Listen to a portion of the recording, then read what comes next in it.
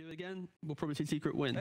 I hope to see Fly the Moon. That's the nature of playing against Secret, though, no, exactly. Right? You have to. So hard. It's that pressure and that need to try and make too many moves. Yep. And if Fly the Moon can just, step it back one step, I think their draft allows them to take this type of game. I agree. It should be pretty exciting to see if Fly to the Moon can actually fly to the moon or fly to moon. Can't say the don't forget, kids. It would be exciting to see them take that game off of Secret, and if they're ever going to have a chance to do it, it's absolutely going to be in a Wind Ranger game. So let's go ahead and throw over to our boy Odie Pixel and the Wizard Lizard himself. Shout out to my boy Lizard. Oops. Thank you, Snacks. Yes, game 2 of Fly to Moon versus Secret. Lizard, what do we reckon this time round? We saw last game, Fly to Moon were able to come off with a pretty confident-looking start against Secret. Look at these drafts. Have they got the potential to do the same here? Is this another game where Fly to Moon could give Secret at least a good run for their money in the laning stage? Most certainly they have chances on Fly to Moon. Definitely. Okay. 100%. What'd you like about their lineup this? I'm just waiting to see how their lanes are gonna go again, if they're going to come out on top or not, because for me it looks like Secret, they're practicing a little bit, and there you go. Nisha is playing Slardar. Alrighty, the mid Slardar. Now, do you think this decision has been made in response to the mid duo? Almost certainly. Yeah. Slardar. Holy moly! There is nothing that can stop this man!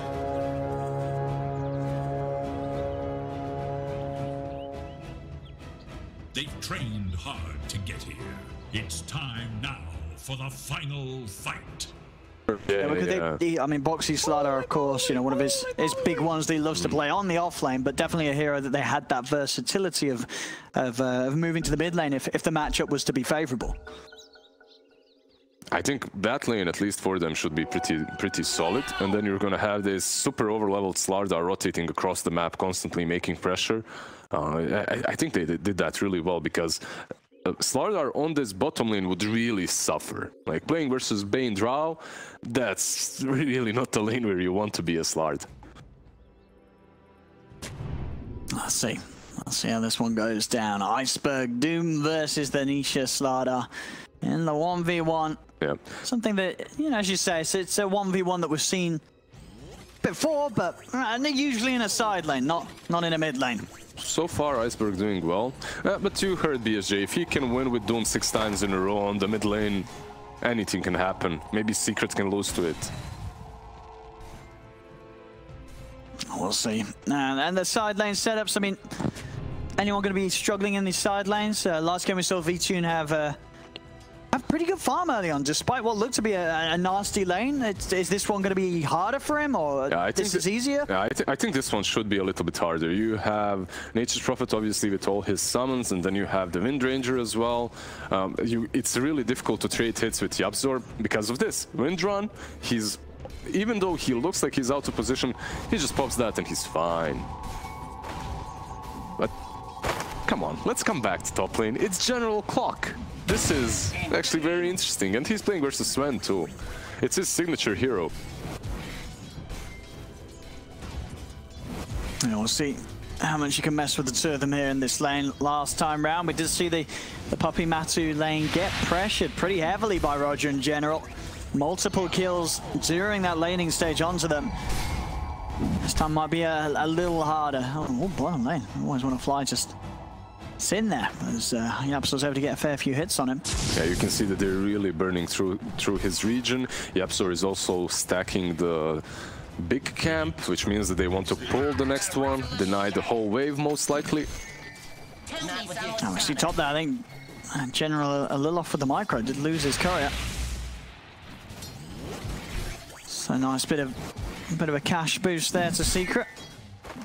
And top lane Matu having no trouble here with the farm. Getting that stun out on Roger, making sure that Roger wasn't able to stop him from Matu from denying that range creep. Yeah, the problem is when you're a Rubik and you start like that, you can't trade as much. You need to ferry out a lot of region. which is something that he has to do there. Wisp obviously starts with a lot, and if you're Rubik, you start with boots. You can trade only for the first couple of waves until you desperately need to ferry some more salves, some more tangles. What's bottom lane doing? 11-1 on Drow, Nature's Prophet 9-4. Pretty decent for both of them right now. No one really getting ahead.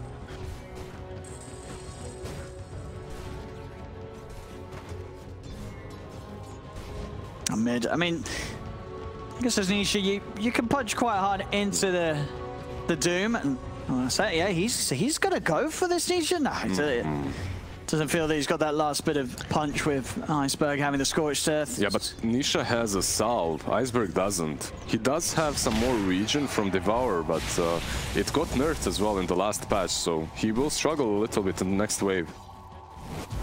I believe Nisha also with a mango ready to pop if he sees there's an opportunity to drop another crush. See bottom lane, always want to fly, getting rather aggressive there onto Zai. It's going to take quite the punch back in return. Power shot will connect, but always want to fly. It's fine. Did also have that Fairy Fire to pop just in case. And it looks like he will be... What? I mean, I can only imagine he wanted to die there. I mean, there's no way you move like that unless you did want to die, so I guess he felt that it was... Always wanna die. It's in the name.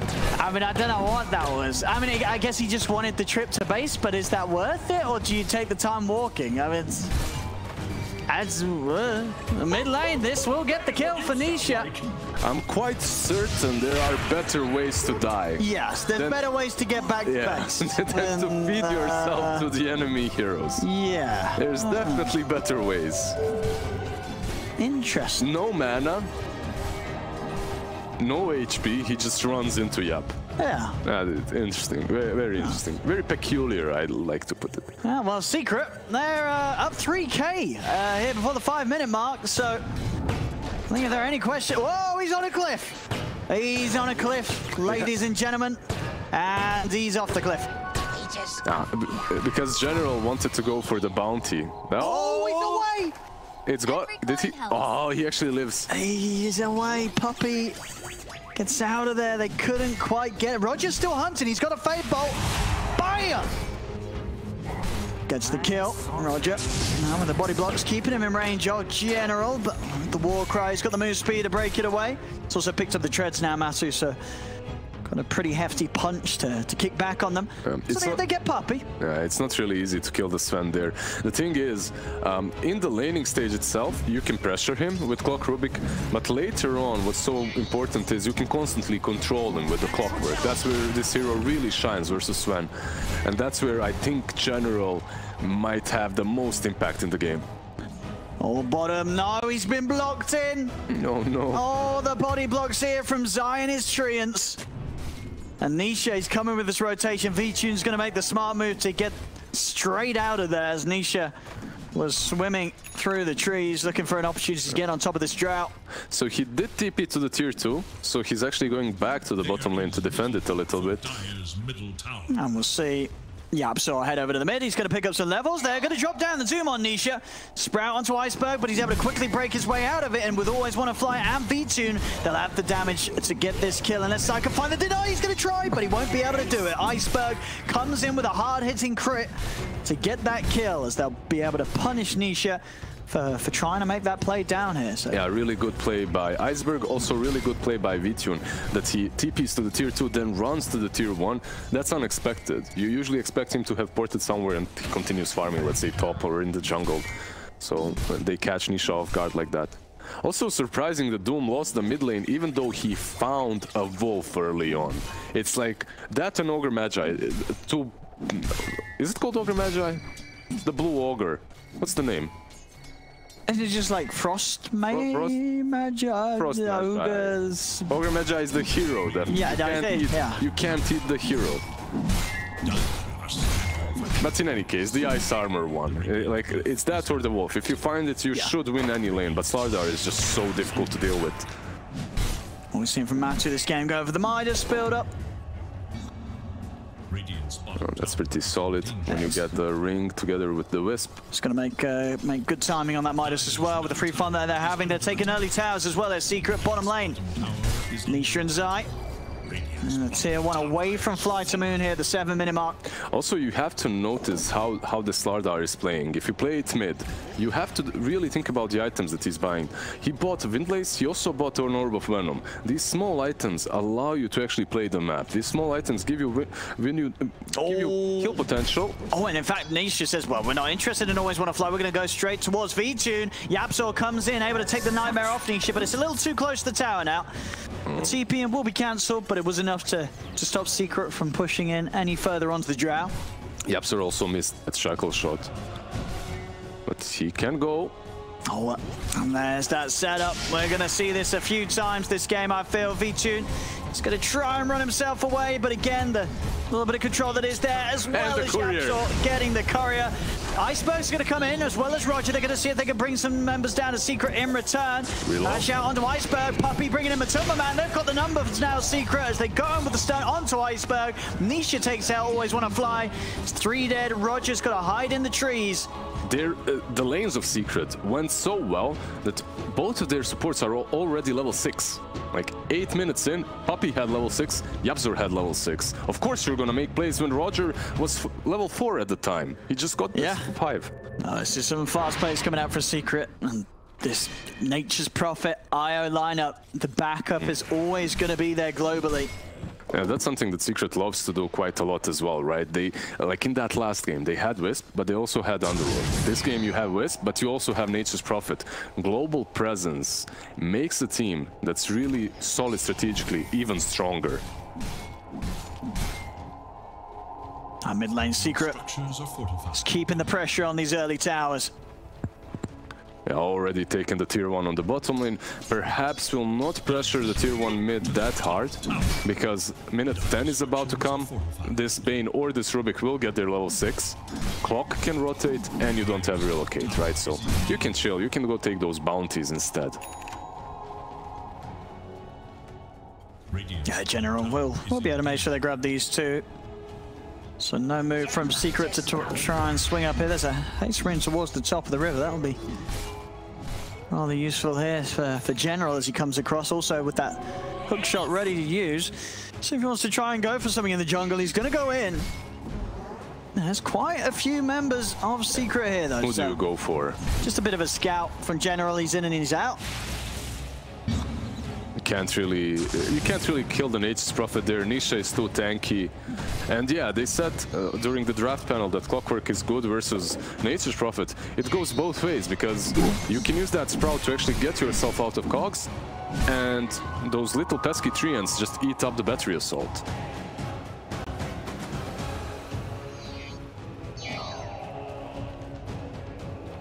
And these cores to Nisha and Matuma, man. On the Sven and the Slardar, very, very tanky heroes, high HP. It's going to limit what General can do. It's really not a game in which this Clockwork has a lot of kill potential, but the controlling potential versus the Sven is there. And that's his major job, that's his main job. Oh, they're going to try and go in with this smoke. It's just the two of them making this play. General and Always Wanna Fly. Is there damage in between the two of them? I don't know. I think they're this... maybe doubting it themselves. Are they going to attempt this? They're going to try. The grip with the battery assault. The Puppey, he's got to relocate. And that's... what? I mean, they clearly saw the two of them there. That's never going to work against an IO. Unless you're going on the IO itself. And now Always Wanna Fly will die for that attempt. And I mean, if that's the kind of moves they're going to make, I don't know how much of a chance they're going to stand in this game. Wait, what? Why would you play like that? You had a hookshot, like you could interrupt the channeling of relocate if you wanted to. But if you don't really want to, you don't grip the Sven then. You don't waste your big ultimate from Bane and Bane's life himself. Yeah, maybe some miscommunication, you know, one of them saying go, one of them doesn't really want to, and then suddenly, well, someone's made the move, you come in with the backup, and it falls flat on your face. Mid lane, tower's gone down. That's Secret now. 5k lead here at the 12-minute mark, and 2 tier 1s taken away whilst managing to maintain all of their towers right now, Secret. And remember, this game isn't a free Drow Ranger game. I know Drow is extremely strong right now, but this Sven eventually, once he gets that Aghanims, let's say Midas Echo Aghanims, he gets on top of you so easily, you're just gone, like you just said. And he's farming away, he's on top of the network charts, he's above Doom, mid lane Doom by 2k. That means his game is extremely good. Getting some stacks here, Secret. Maximizing that farm on Matu. And these stacks will pretty much give him the full S and Y. This incredibly beefy Sven ready to come running into the fight. So always want to fly, just trying to find some levels up top here. Fiend's grip back up in a few seconds. Secret with the smoke, seeing if anyone pokes their head out onto towards this creep wave. V-Tune would be a nice grab, but he's got Roger by his side. They are still smoked, so they could go. They run straight towards him in Yapso. Going for the little shackle. V-Tune tries to push him back, but there's the relocate coming in. Puppey brings in Matu. The turnover towards Roger again. Zai with the body blocks, keeping Roger in range of Nisha as Roger will fall. Matu's able to kill off Always Wanna Fly. This game 2's getting a little bloody. 12-2, 6k lead. Yeah. You might have had a shot in the early game of game 1, but this game seems very hard now for Fly to Moon to get any portion of this game looking good for them. They're falling behind rapidly. The first game, that's how it looks like when you are winning laning stage versus Secret. This is how it looks like when you don't even do that, when you don't even have a good laning stage. They just outmaneuver you so hard. Like that top lane play, that's all because of that preemptive smoke plus the ward on the cliff. Gives away info where Roger is, where V-Tune is, then you can reload all you want because you know where they are. Vessel on Doom. I have seen this, like from many Doom players that go mid. Sure, because I guess someone you do kind of need someone to get it against the IO. But in general, he's going for a Midas on the clock. All right. General is already one step ahead. He's looking into the future. He's looking at the next series. Yeah. He's accumulating gold for the next series. Done. I'm just buying a Midas, AFK. He's turned the comms off. I Midas, I AFK. He's done. Meanwhile, Nisha, he's building an Aghanim, not even a Blink Dagger. He's just becoming tankier and tankier by the minute. Getting incredibly beefy. You know, that once he has that axe, as long as he's able to get the puddle down, this is no longer a Doom target, really. You're ever going to feel good for going for, because he's going to just sit there in his puddle. And heal up. Yeah. He won't even tick down. Yeah, but this Midas on Clockwork, we usually praise General quite a lot because he has had some exceptional Clockwork games, but buying that Midas 16 minutes in, when you're losing this heavily, I guess he's thinking, okay, we'll just defend high ground. And I mean, I think there's a lot of games, right, where that really is a factor, right, for teams. If you're that far behind and you feel like, well, there's no way we're going to come back into it on our own plays. We've got to play for the other team making a mistake, and then if that's what we're playing for, you get items like Midas, because then if that does come around and Secret do make a mistake at the 30-minute mark when they're pushing high ground, that Midas is going to pay off. Yeah, you have two options when you're losing like this. You either go all out, all guns blazing like OG do. Sometimes they win, sometimes they lose, but they put up a show. Or you go like this, you go for a Midas and just hope. Just hope. Just hope. There we go, yeah. That's the Aghanim's complete now for Nisha.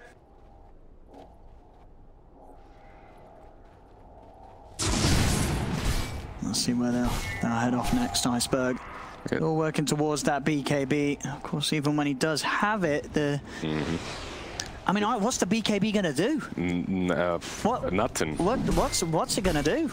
You can still stun him. You can still hit him with the corrosive haze. He's not gonna dispel it with it, so. BK, yeah. Okay. Well, is that General has got the full Midas. Right, he needs a solid hook shot. Yeah. You gotta go for the big plays. He's going like 100%. You gotta go for them. Can he do it, General? Is he gonna get in? Puppey just leaves no option. He blocks it. General can't find an angle to get in. Roshan, the Aegis is theirs. Doom will get dropped down, and General actually coming in with a big hook shot on the back there, but able to take down Nisha. Damn. And they'll actually, can they find Matu? The ones that you need to keep hitting him, they will. They'll take out the Aegis. Fly to Moon here with a surprise hit around the pit. They're going to try for Matu a second time. Vessel upon him. Buyback from Zai. Matu looking to turn. He tries to run back in. The shackle from YapzOr comes out, connects V-Tune and Iceberg together. V-Tune, he will fall. Matu, he's getting low. General's trying to finish him off, but they'll turn, kill off the clock. They couldn't quite take him down a second time. And now with the chase from YapzOr, a shackle grabs another. They surround Roger. It looked pretty solid for Fight. I have to say, like, they got a couple of kills after that Roche was done by Secret.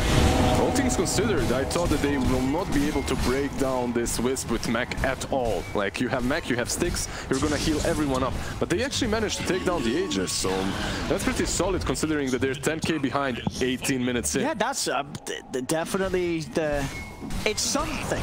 It's something in what so far has been a whole lot of nothing here for Fly to Moon. It's been a rough one in this game too.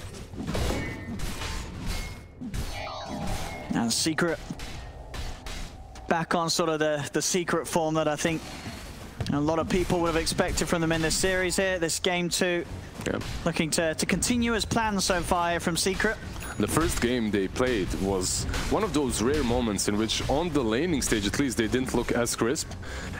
But I really think they're practicing something new. This Wisp isn't something that we see way too often from Secret. We'll see Matu here as well. That's a pretty quick Satanic, isn't it? 19 minutes Satanic here on the Sven. Yeah, that's probably one of the quickest ones. Yeah. A 19-minute Satanic here from Matu. He's a beefy boy. On Sven, definitely. Yeah, maybe there's a couple of games with Huskar, you know, when he gets it fast. Yeah, someone's making the stat up for that right now. As Iceberg, he tries to go in. The BKB really helped him there. It didn't. That was sarcasm. It definitely did not. And his Midas, he's not used it. Come on, General. Go and use the Midas. Follow the clockwork. Use your Midas. Where's the Midas? He's using it. He's used. I did. Oh, he bought it for the next game. They called GG before he even got to use it, and that's the sad end for the story here. As well, some people will be happy with the score, but Fly to Moon won 420 at pre-20-minute mark. I mean, at least Fly to Moon have